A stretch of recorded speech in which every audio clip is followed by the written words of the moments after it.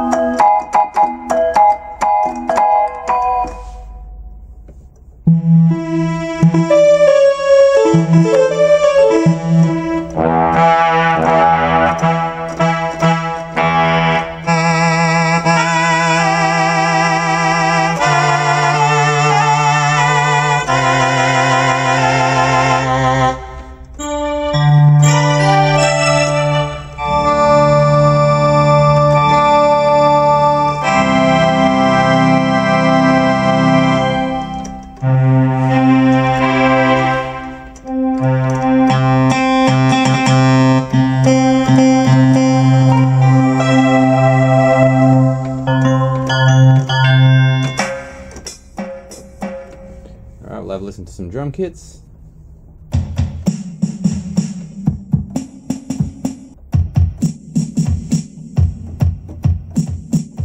Let's turn the volume up for these.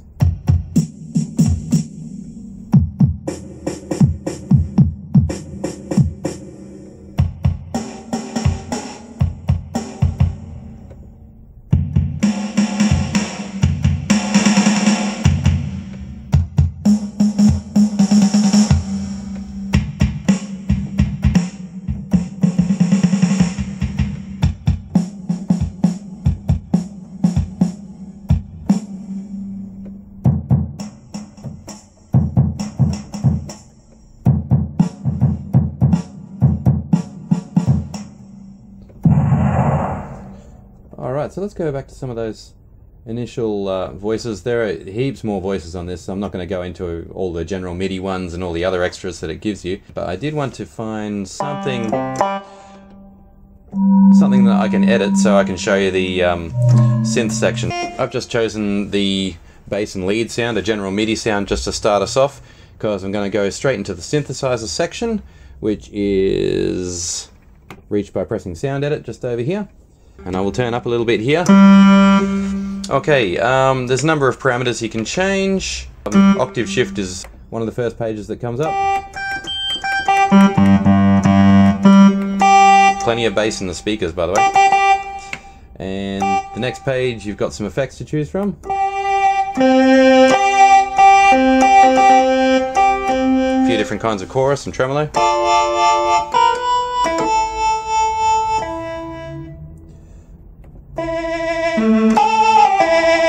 Organ overdrive kind of sound.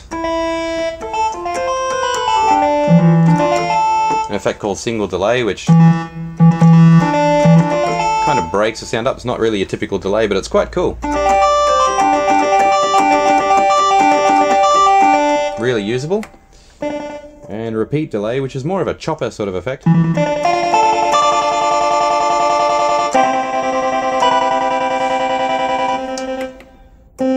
there's a couple of overdrives and things like that to choose from as well. But they all have unusual names that I guess are specific to Technics, which is really Panasonic. Next page is vibrato, and this is a really fun one.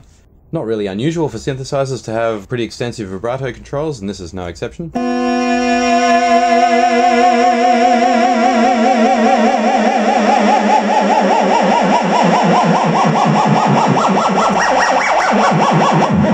And we can change the rate.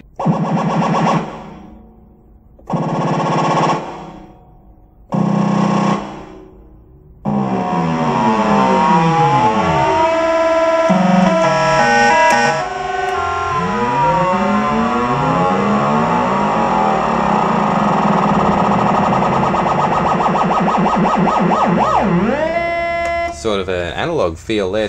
You can also set the delay, so you can have your straight note for a little bit and the vibrato can kick in after a set number of seconds. You can also detune slightly on this page.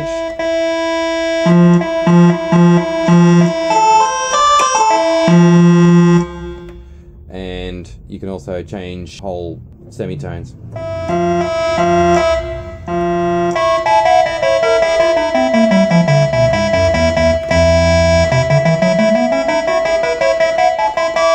That.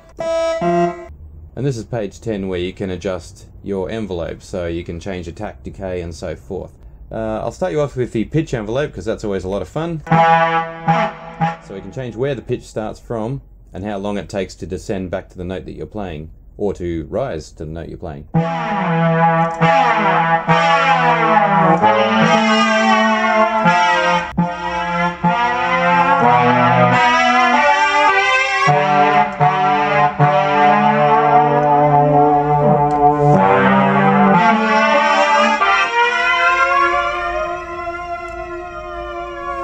Okay, so I got a bit of a siren effect going on there.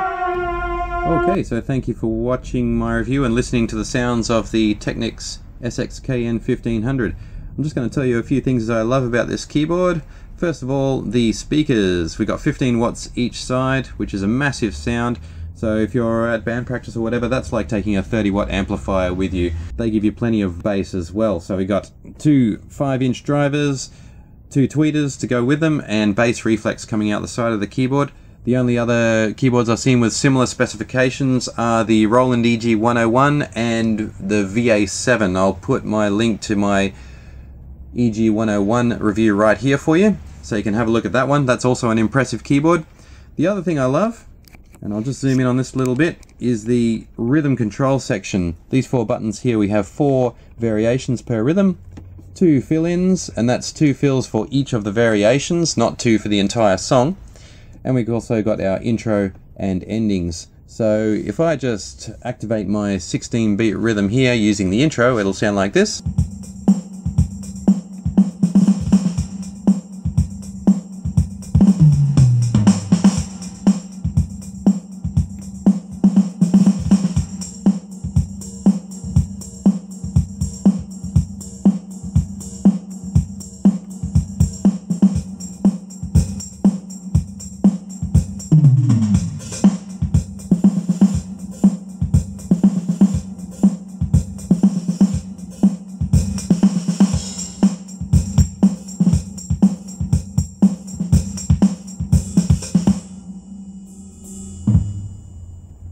Okay, so the drums have a pretty good live feel to them. I think that's a pretty impressive set of live controls there for your average song. Obviously the keyboard has a built-in sequencer too, so you can set up your variations, your fills, and your intros and ends, all to be exactly where you want them to be so that they fit in with your song. You can then save it to the disk drive that's built into the keyboard. So there it is, the Technics SX-KN1500.